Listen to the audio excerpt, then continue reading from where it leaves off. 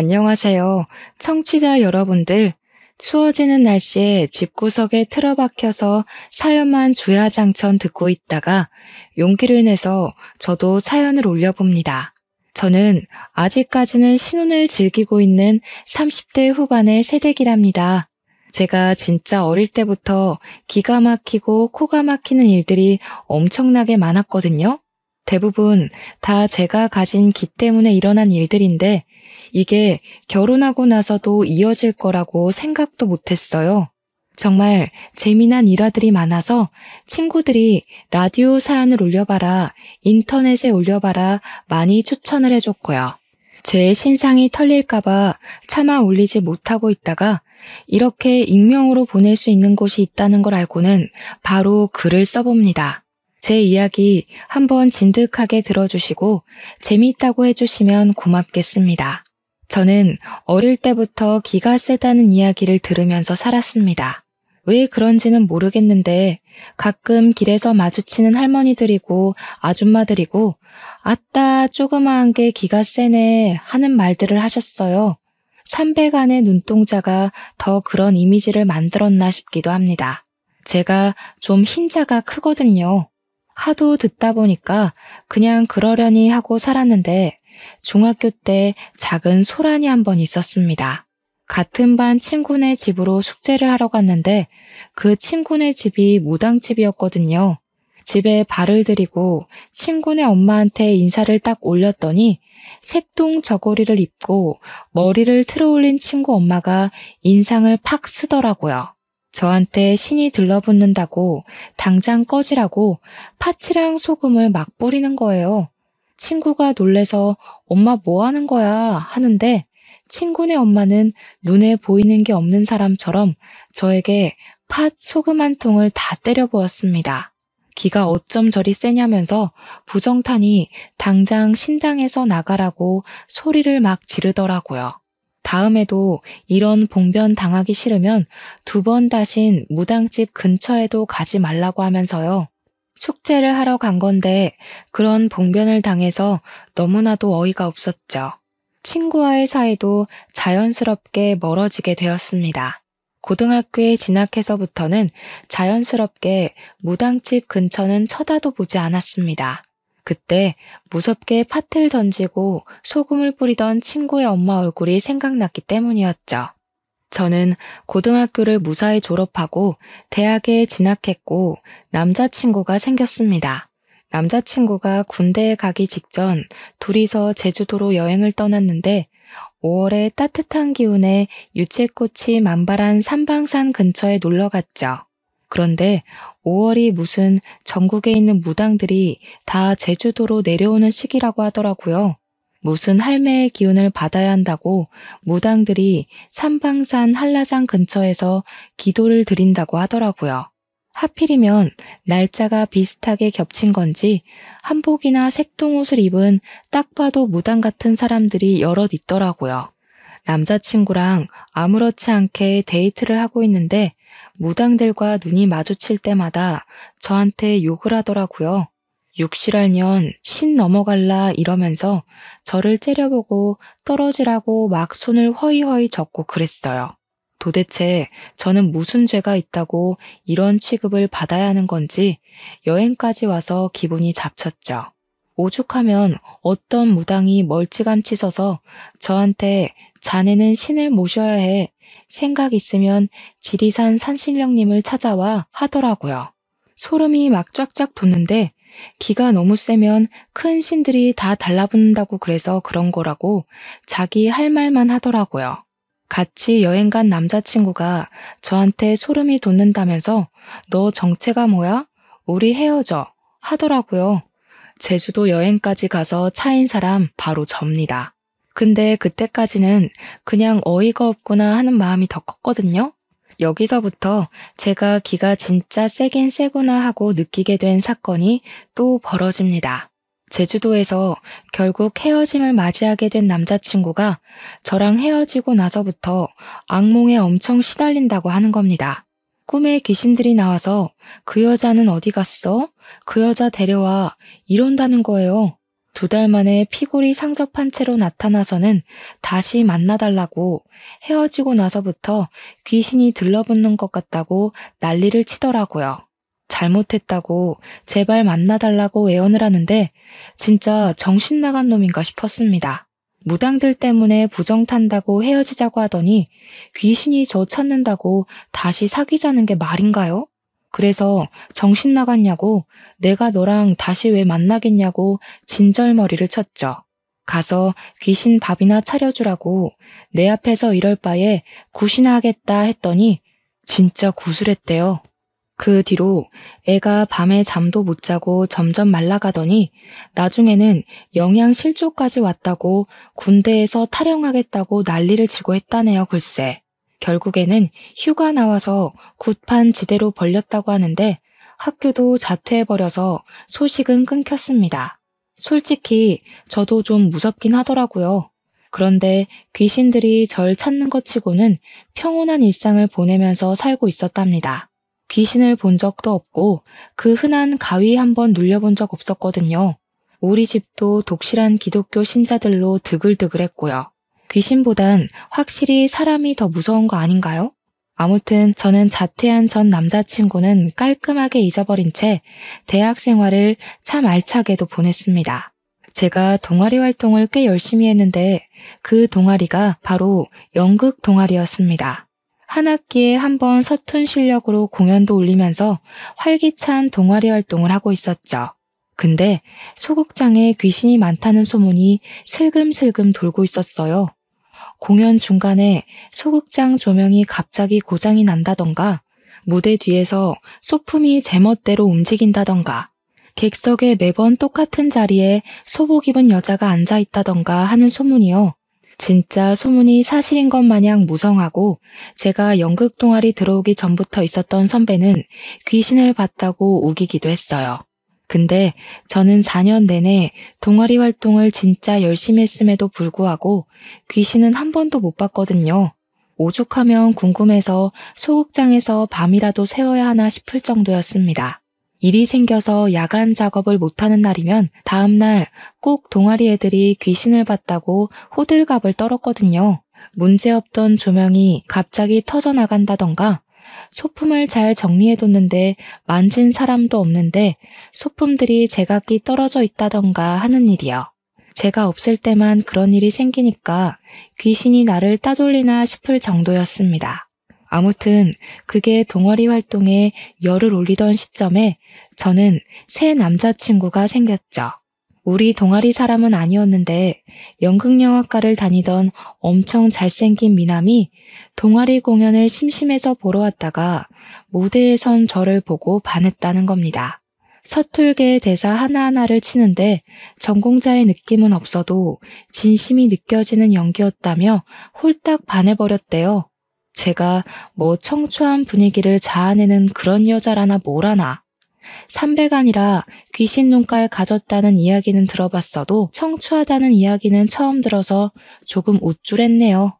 굳이 동아리 사람들끼리 하는 뒤풀이 자리까지 나타날 정도로 저를 쫓아다녔습니다. 우리 동아리가 연극 동아리임에도 불구하고 전공자들은 가입할 수 없었거든요. 아마추어들 기죽게 전공자가 들어오면 분위기가 파삭 삭는다고요.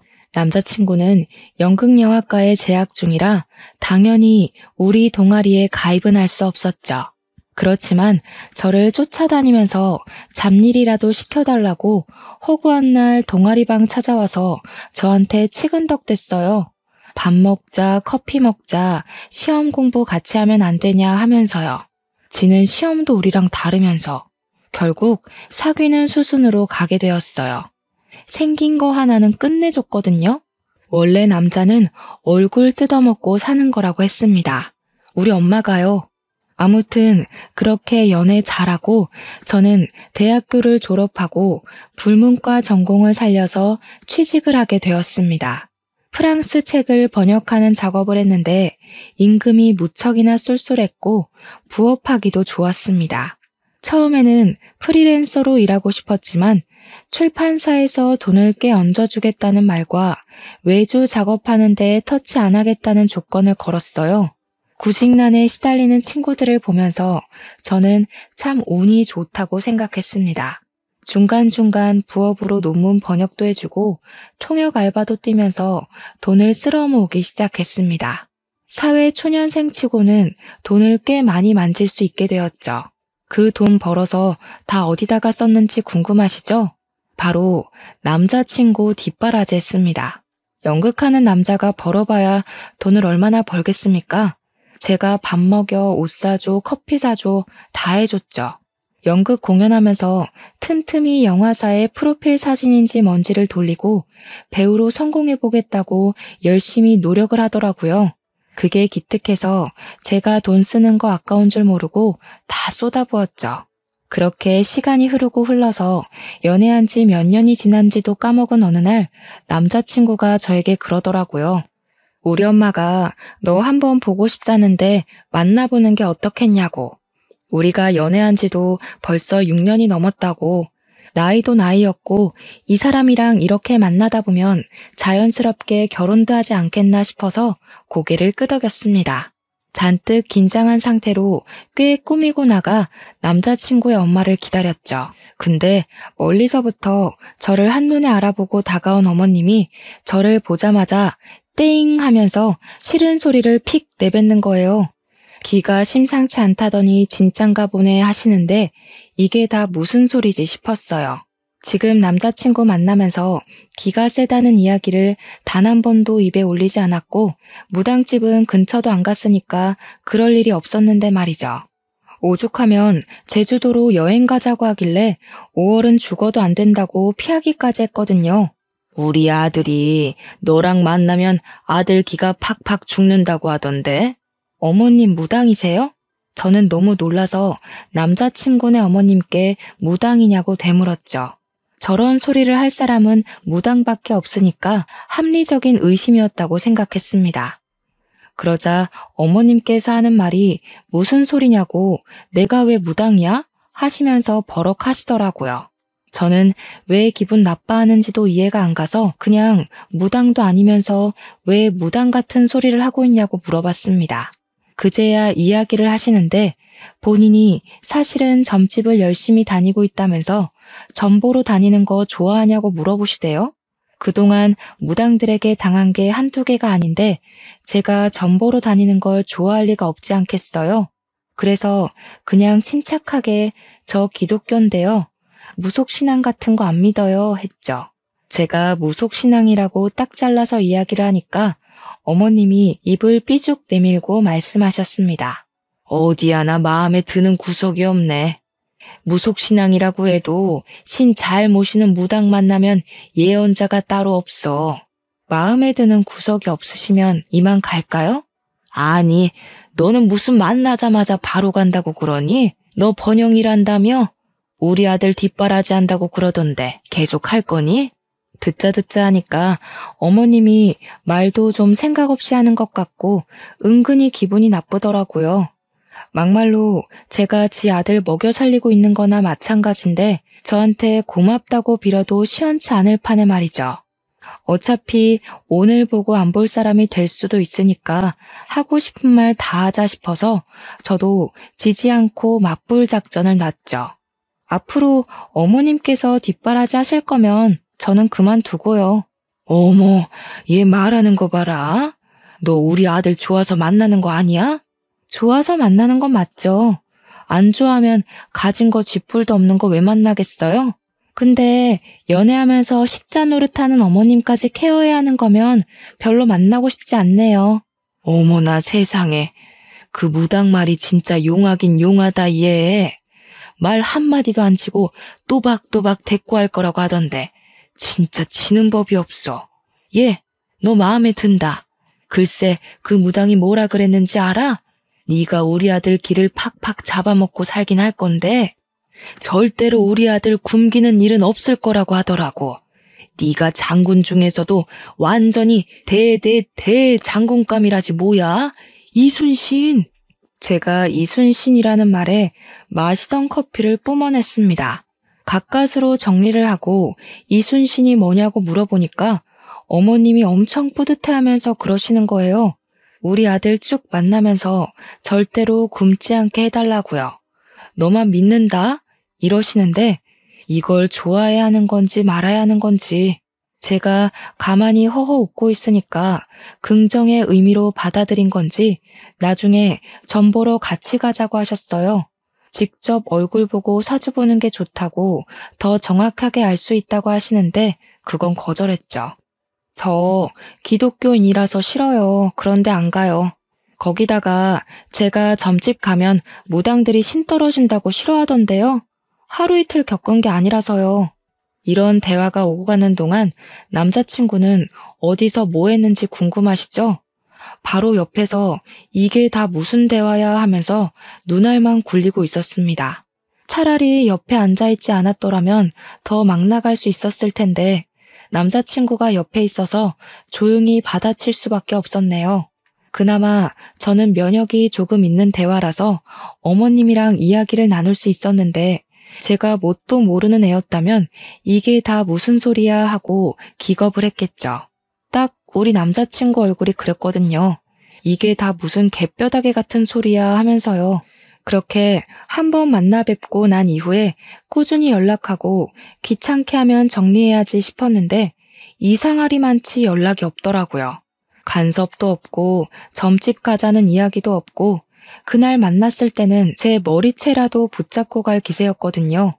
그 이후에 다시 어머님을 뵌 자리는 바로 상견례 자리였습니다.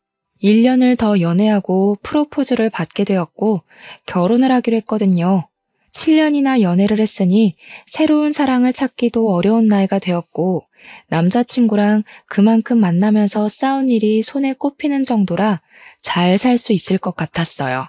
양가 가족들 다 만나서 상견례를 어색하게 이어가고 있는데 시모가 또다시 무당 이야기를 꺼내는 게 아니겠습니까? 이제 결혼도 하기로 한 마당에 같이 점집에 가서 사주도 보고 궁합도 보자고 하셨어요. 우리 엄마는 모태신앙이신데 그 이야기를 듣더니 표정이 정말 썩더라고요. 대놓고 우리 집은 기독교 집안이라 그런데 안 갑니다 하고 잘라내는데 시모가 의견을 굽히지 않더라고요. 아이고, 서로 믿는 종교가 다른 거지요. 서로 이해합시다 하면서 깔깔거리고 웃는데 우리 엄마도 더는 뭐라 못하셨어요. 내가 아주 좋은 날로 날짜를 받아왔는데 4월 셋째 주 토요일에 해야 애들 기가 싹 펴진답니다. 결혼식 날짜는 더 볼 것도 없이 그날로 하시는 겁니다. 시모의 말에 우리 아빠도 당황하고 엄마도 이게 무슨 번개불에 콩 구워 먹는 소리지 하고 있는데 시부만큼은 평온하더라고요. 익숙하다는 그 행동에 저는 피식 웃음이 나올 것 같았죠. 결혼식 날짜 맞추는 거야 뭐 좋은 날이라고 하니까 우리 집에서도 알겠다고 하셨고 저도 별 생각 없이 알겠다고 대답했습니다. 상견례가 끝나고 집으로 돌아가는 차 안에서 엄마가 신경질을 부리시며 이야기를 했어요. 아니, 믿을 게 없어서 선녀보살이니 아기동자니 그런 잡신을 믿는 거냐고요. 격 떨어진다면서 무속신앙 믿는 사람들 중에 제정신인 사람을 못 봤대요. 굿한다고 돈 써, 부적 산다고 돈 써 하면서 구시렁거리는데 그렇게까지 비약할 일인가 싶긴 했습니다. 결국에는 4월 셋째 주 토요일에 결혼식을 올리고 만인의 축하를 받으면서 신혼여행길에 올랐습니다. 근데 공항에 도착하자마자 시모한테서 전화가 온 거예요. 있는 호들갑 없는 호들갑 다 떨면서 오늘 사주에 물이랑 가까이 하지 말라고 나왔다고 저한테 너는 기가 세서 모르지만 우리 아들은 절대 안 돼 하시더라고요. 저희 신혼여행지는 몰디브였거든요. 사방팔방 바다로 둘러싸여 있는데 물이랑 가까이 하지 말라고 하니까 기가 막혔죠. 오죽하면 남편한테 너 그냥 여기 있을래? 나 혼자 갈게 라고 했다니까요. 결국 몰디브까지 같이 가긴 했는데 남편은 진짜 쫄보라서 그런 건지 물에 안 들어가고 구경만 하고 있더라고요. 저는 오기가 생겼어요. 신혼여행까지 와서 그까짓 미신 때문에 이 좋은 물놀이를 하지 않겠다고 하니까요. 제가 남편한테 야, 안 죽어 그냥 들어와 했어요. 남편이 고개를 절레절레 젓길래 팔을 뻗어서 다리를 붙잡고 바다에 퐁당 빠뜨렸습니다. 처음에는 소금물 잔뜩 먹고 눈 따가워 하고 있는데 한 15초 정도 지나서 갑자기 악 소리를 내는 게 아니겠어요? 왜 그래? 무슨 일인데? 하는데 남편이 다리가 아파 다리 난리를 치더라고요. 재빨리 사다리를 타고 올라가니까 오른쪽 다리가 퉁퉁 붓기 시작했어요. 물린 자국이 선명하게 있는데 다리의 피부가 보라색으로 막 올라오기 시작했어요. 놀래서 리조트 안에 있는 의무실을 찾아가니까 의무실 직원이 그러더라고요. 젤리피쉬가 물어서 생긴 흔적이라고 먹는 약 먹고 주사 한 대 맞고 그러면 된대요. 젤리피쉬가 뭔지 몰라서 찾아보니까 해파리더라고요. 독이 심한 종류는 아니라서 금방 가라앉을 거라고 하긴 했는데 소름이 돋았죠. 신혼여행 오기 전에 시모가 말했던 물 가까이 가지 말라고 그 말이 딱 생각이 나는 거예요. 저는 물에 내내 들어가 있었는데 멀쩡했고 우리 남편은 정말 한 30초? 그 정도 바다에 빠진 건데 바로 해파리가 물다니 대박이다 싶었죠. 저도 모르게 그 무당한테 점점 스며들고 있었어요. 신혼여행 다녀와서도 시댁에 인사를 드리러 갔는데 시모가 저를 딱 보더니 오늘 사주에 고기 먹지 말라 그러더라 하시는 거예요. 평소에 고기 반찬 없으면 밥이 잘 안 넘어가는 저에게는 무척이나 시련처럼 느껴졌어요. 시모가 다 제 생각해서 차린 반찬이라며 풀떼기가 가득한 한 상을 차려주셨습니다. 대충 먹고 고기는 내일 먹자고 하시는데 초록색, 주황색 나물들을 보니까 한숨만 푹푹 나왔습니다. 온갖 나물 반찬에 밥 한 대 비벼서 대충 먹고는 못다한 이야기를 나누고 집으로 돌아왔죠. 제가 꼭 햄이라도 있어야 밥을 먹거든요. 고기 반찬 없으니까 밥이 잘 안 넘어갔어요. 배가 너무 고프고 뭐라도 먹어야겠다 싶어서 노점상을 들렀는데 때마침 닭꼬치를 팔고 있는 거예요. 남편이랑 신나서 둘이 닭꼬치를 배 터지게 먹고 집으로 돌아왔는데 그날 저녁부터 배가 너무 아팠어요. 식은땀이 줄줄 나고 배가 찢어질 것처럼 아프고 밤에 화장실을 8번 갈 정도로 설사를 계속했습니다. 다음날 몸무게가 3kg이나 빠져 있었어요. 놀래서 병원을 찾아가니까 탈수 증상도 있대요. 장염이라는 판정을 받고 일주일 내내 설사하고 토하고 난리 법석을 떨었습니다. 이쯤 되면 그 무당 진짜 용한 게 아닌가 하는 생각이 들더라고요. 고기 먹지 말랬는데 닭꼬치 먹어서 장염에 걸린 것 같았어요. 근데 무당이 그런 말을 했다고 했잖아요. 남편이 저랑 살면 기가 팍팍 죽을 거라고요. 우리 남편이 나름 연극 무대만큼은 오래 해가지고 불러주는 곳도 많고 연극은 꾸준히 하고 있었거든요. 그런데 남편이 준비하는 공연마다 자꾸 사소한 문제들이 불거지는 거예요. 같이 공연을 올리던 배우가 폭행 사건에 휘말리면서 공연 자체가 구설수에 올라서 일찍 막을 내리게 된다던가, 해외에서 공연 대본을 들여와서 공연하던 도중에 라이센스 문제로 소송이 걸려서 공연이 중단된다던가, 소극장에서 공연을 하던 와중에 조명 전선 쪽이 합선이 되면서 소극장에 불이 나서 전원이 대피하는 큰 사고가 있기도 했어요. 오죽하면 대학로 자체에서 삼재에 걸린 게 틀림없다고. 안 그러면 각 공연마다 이렇게 사건 사고가 터질 수 있는 거냐고 말도 나왔죠. 그런데 문제는 그 사건 사고가 터질 때마다 우리 남편이 꼭 그 자리에 있었다는 거였어요. 주위에서도 우리 남편 보고 운도 나쁘다고 모든 일에 다 껴있으니 마음고생 심했겠다고 위로 아닌 위로를 했죠. 문제는 구설수에 자꾸 휘말리니까 운빨 믿는 연출들이 우리 남편을 점점 기피하게 되고 작품에 불러주지 않게 되더라고요. 그게 다 결혼하고 1년 만에 일어난 일이었거든요. 저는 번역 일에 통역 알바에 승승장구하다 못해 각 세계의 정상들이 모여 하는 회담 자리까지 초청받아서 통역 일을 했거든요. 프랑스어 통역가로도 이름을 펄펄 날리고 번역 작가로도 날리고 있었는데 우리 남편은 저랑 다르게 확 죽어가고 있었던 거죠. 제가 이름을 날릴수록 남편은 구설수로 이름을 날리기 시작했고요. 오죽하면 우리 시모가 우리 아들 기 다 빨아먹는다면서 눈물을 짓기도 했고요. 저한테 눈치 주는가 싶다가도 그래도 네가 우리 아들 먹여 살린다니까 믿어본다면서 제 손을 꼭 잡기도 하셨어요. 한 가지만 하시지 이랬다가 저랬다가 하니까 저도 좀 기분이 별로였죠. 시모가 은밀하게 저한테 부모한테도 못 얻어먹을 밥상을 제가 차려줄 거라고 했대요. 남편이 점점 집에 있는 시간이 길어지니까 시모가 슬슬 아이 타령을 하기 시작했습니다.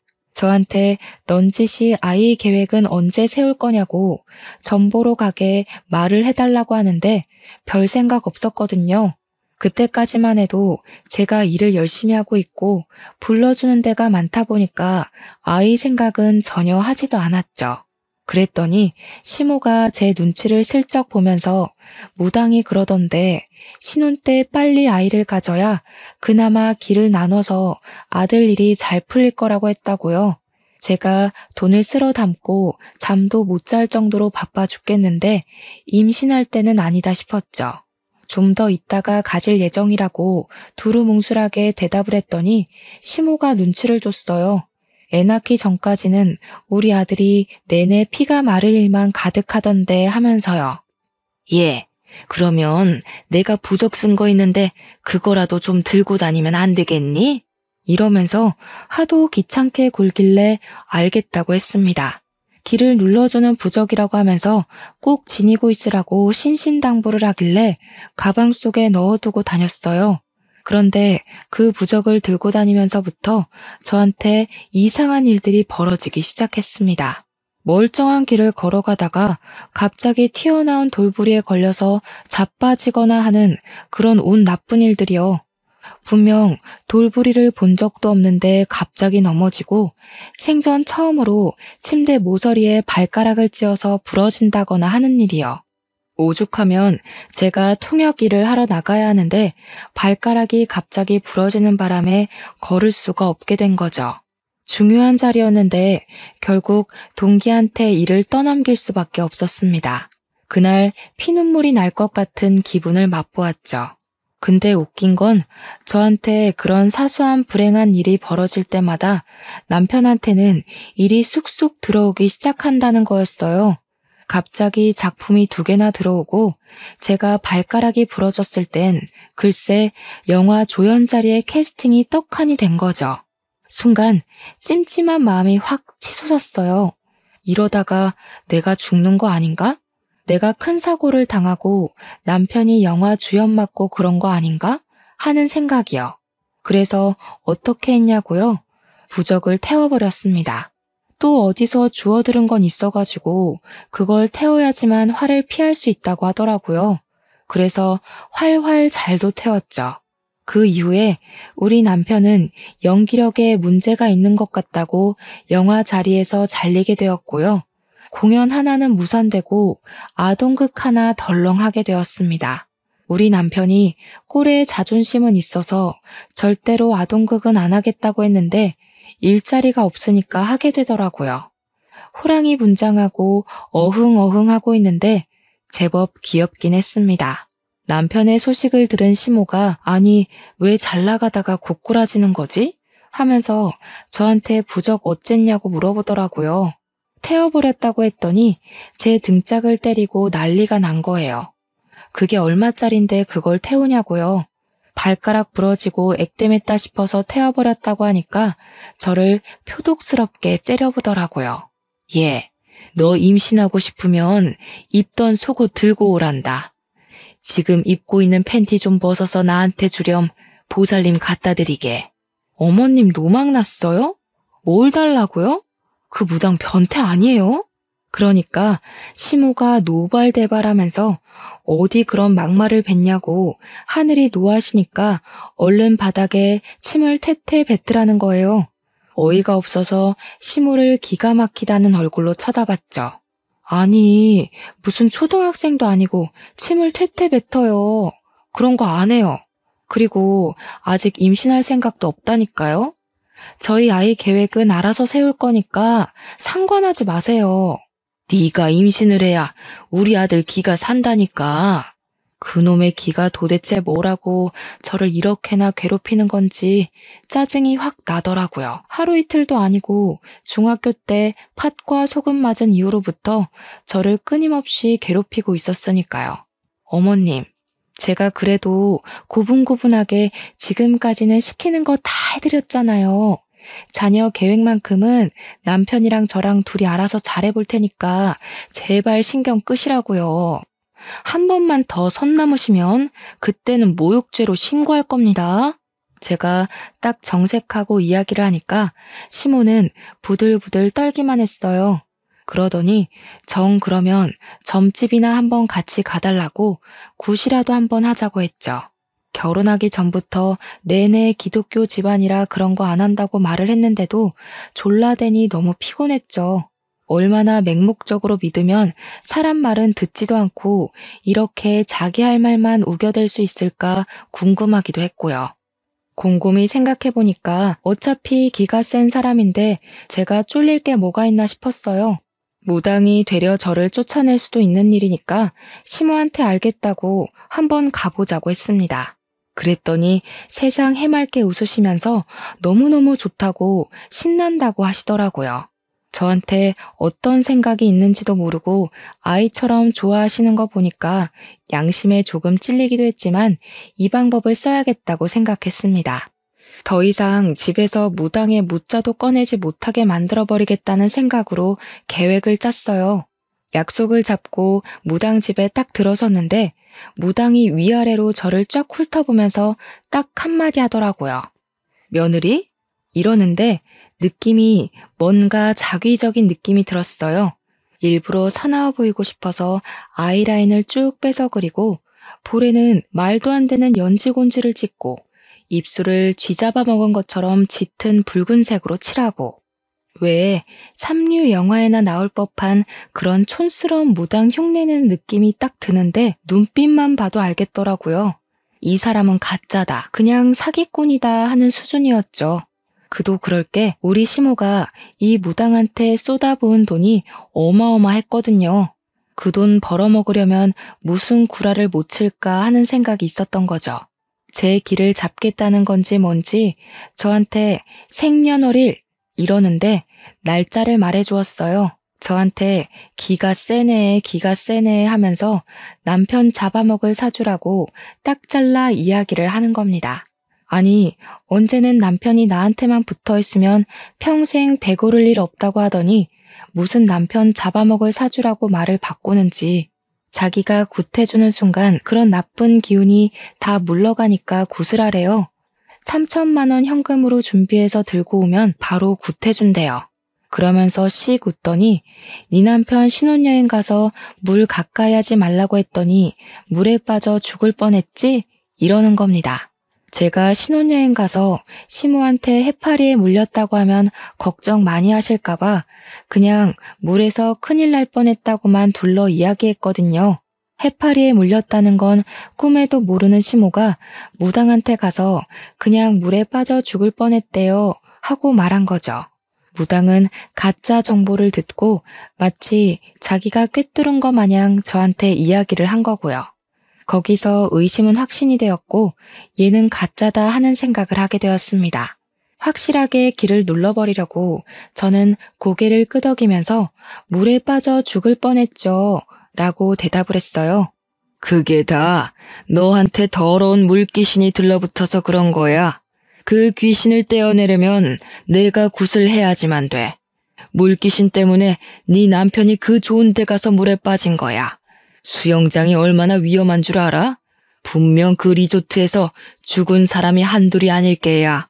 바다에 빠졌다가 해파리에 물린 것이었지만 그냥 물이라고 시모에게 말을 했으니 무당도 수영장인 줄 알았던 거죠. 너네 처음 시댁에 간 날에 화를 입지 않은 것도 내가 말한 대로 나물만 먹어서 그런 거다. 그날 내 말 안 듣고 고기 먹었으면 너네 부부 황천길로 갔을 게야. 솔직히 웃음 참느라 진짜 죽는 줄 알았습니다. 그날 저 닭꼬치 먹고 장염 걸렸잖아요. 황천길은 아니었지만 일주일 내내 설사하느라 죽는 줄 알긴 했죠. 아, 그 닭꼬치 집은 위생 난리 나서 벌금 먹었더라고요. 그래서 장염에 걸린 모양이었습니다. 이야기를 듣는 내내 이놈 아주 가짜구나 하는 생각이 들었고, 저도 계획한 대로 본때를 보여주기로 했습니다. 저도 연극 동아리에서 연극을 올렸던 그 실력을 발휘하기로 했어요. 순간 삼배간 눈을 확 치켰더니 무당이고 시모고 둘 다 헉 하면서 숨을 들이켜더라고요. 제가 눈을 치켜뜨면 진짜 공포영화에 나오는 얼굴처럼 무서워지거든요. 무당이 들고 있던 오색찬란한 부채를 확 빼서들었더니 무당이 어버버 하더라고요. 시모가 얘 너 뭐하니? 하면서 당황해서 이야기를 하는데 바로 부채를 쫙 펼치고는 눈가를 뒤집어 깠습니다. 가뜩이나 흰자위가 판치는 누나를 이리저리 굴리면서 뒤집어 까니까 마치 접신하는 사람처럼 보였나 봐요. 시모가 으악하면서 뒤로 물러나더라고요. 순간 눈을 바로 뜨고 무당을 딱 쳐다봤습니다. 어디 신도 없는 게 신이 있는 척해. 당장 눈깔 안 깔아? 놀란 얼굴로 저를 빤히 보고 있던 무당이 순간 눈을 아래로 축 깔더라고요. 억지로 웃음을 참아내면서 연기를 했어요. 돈에 눈이 멀어서 신을 팔고 다니는 니년이 하늘이 무섭지도 않은가? 그랬더니 무당이 놀래서 저를 바라보는데 그 얼굴에다가 냅다 부채를 던졌습니다. 코를 막고 악 소리를 내며 움켜쥐는 무당을 보고 벌떡 일어서서 눈가를 뒤집고 살풀이하는 것처럼 방방 뛰었어요. 제가 방방 뛰면서 막 돌기 시작하니까 시모가 놀래서 무당 옆에 찰싹 붙더라고요. 무당도 그런 시모 옆에서 제가 하는 꼴을 계속 쳐다보고 있었습니다. 저는 거기서 끝내지 않고 방방 뛰면서 불어를 미친 듯이 빠르게 외쳤어요. 그냥 의미 없는 불어였어요. 식사는 하셨습니까? 오늘 날씨 좋네요. 이것은 얼마입니까? 하는 불어요. 불어 발음이 워낙 둥글고 특이해서 빠르게 말하면 방언처럼 들리거든요. 마치 올렐레 팔렐레 하는 것처럼요. 제가 막 우르르 끽끽하면서 방방 뛰고 막 아무 헛소리나 내뱉으면서 신들린 사람처럼 팔을 휘적휘적 저으며 있으니까 무당이 놀래서 뭐야 하더라고요. 그때를 놓치지 말고 무당 앞으로 달려가서 어디 하늘신 앞에서 구라를 치냐? 손모가지 확 분질러 버릴까? 하면서 무당 손목을 팍 때렸죠. 무당이 저한테 무릎을 꿇더니 아이고 죄송합니다. 잘못했습니다. 살려주십시오 하는 거예요. 시모는 황망한 눈빛으로 무당 한 번 저 한 번 쳐다보고요. 우리 며느리 귀신 들린 거야? 무당한테 조용히 이야기를 하는데 무당은 계속 엎드려서 살려주십시오. 잘못했습니다만 반복했어요. 근데 사실 저도 언제까지 귀신 들린 척하고 있을 수 없잖아요. 순간 어떻게 마무리를 해야 하나 고민하고 있다가 그냥 픽 쓰러지는 연기를 했습니다. 쓰러질 때 허리를 좀 세게 부딪혀서 아프긴 했지만 확실한 효과를 주기 위해서는 이 방법이 최고였거든요. 제가 기절한 사람처럼 가만히 누워있으니까 멀찌감치 벌벌 떨고 있던 시모가 저한테 슬금슬금 기어왔어요. 저기 하늘신? 며느님? 아가야? 별 호칭으로 저를 다 부르더니 무당한테 119 불러야 하는 거 아니냐고 하더라고요. 119까지 오면 큰일 날 것 같아서 눈을 번쩍 떴습니다. 제가 기척 없이 눈만 번쩍 뜨니까 시모가 또 놀래가지고 뒤로 확 물러나더라고요. 그러고는 태연하게 일어나서 자리에 딱 앉고는 아무 일 없었다는 듯이 가만히 있었죠. 시모랑 무당이랑 눈만 껌뻑껌뻑 뜨고 저를 보고 있었어요. 저는 해사하게 웃으면서 왜 이렇게 덥죠? 했어요. 방방 뛰었으니 숨도 차고 덥기도 덥더라고요. 왜 그렇게 저를 보세요? 무슨 일 있었어요? 왜요? 그러니까 다시 시모가 무당한테 철썩 붙더라고요. 그제야 무당이 목을 킁킁 가다듬고 안 놀란 척하면서 저에게 말을 했죠. 방금 신이 왔다 가셨나 봅니다. 뭐야? 진짜 귀신 들린 거야? 귀신이야? 귀신? 예, 기억 안 나니? 응? 제가 무슨 소리를 하는 거냐고 웃으면서 이야기를 하다가 갑자기 딱 정색을 했죠. 제 표정이 바뀌니까 시모가 히익 하고 숨을 들이켰어요. 다른 건 모르겠는데 제가 구라치면 손모가지 자른다고 한 거는 기억이 나네요. 됐수다. 돈 안 받을 테니까 앞으로는 이 근처도 오지 마시오. 내가 감히 보고 말고 할 사람이 아니니까. 당신 시어머니고 당신이고 앞으로는 제발 2번 다시는 이쪽으로 오지도 마. 머리도 두고 자지 마. 결국 시모랑 저랑은 쫓겨났고요. 당연하게 소금도 맞았습니다. 시모는 이게 다 무슨 일이냐고 뭐가 뭔지 모르겠다고 하면서도 제 옆으로는 안 오시더라고요. 그 뒤로 어떻게 됐는지 궁금하시죠? 시모는 그날 이후로 점집에 점도 꺼내지 않게 되었습니다.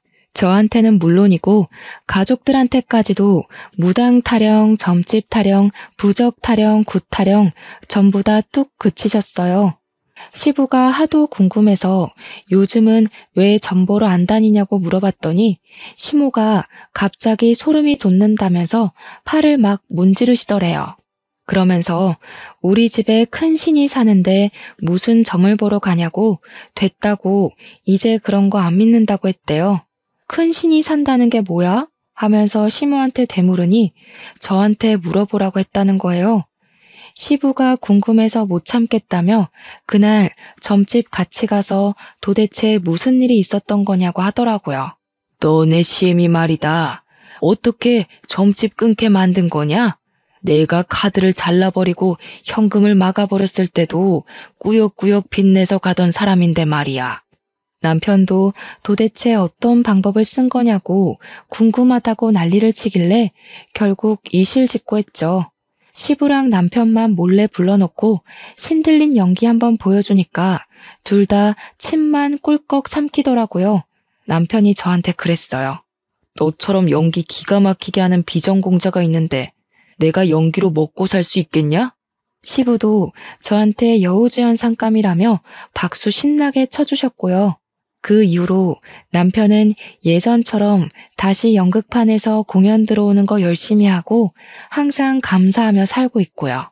저는 늘 그랬던 통번역일 하면서 누구보다 알차게 시간을 보냈어요. 얼마 전에는 양가에서 그렇게 바라고 바라던 임신까지 했습니다. 열심히 기타령하던 시모는 당연히 그런 이야기 쏙 들어갔고요. 그 틈을 타서 우리 엄마가 시모 모시고 교회 다니기 시작했어요. 어차피 신 믿는 거 좋아하시면 예수님이나 믿자고요. 다행히 예배 보는 게 또 재미있으신지 두 분이 단짝처럼 교회 봉사도 하시고 잘 지내고 계신답니다. 제 이야기 어떠셨나요?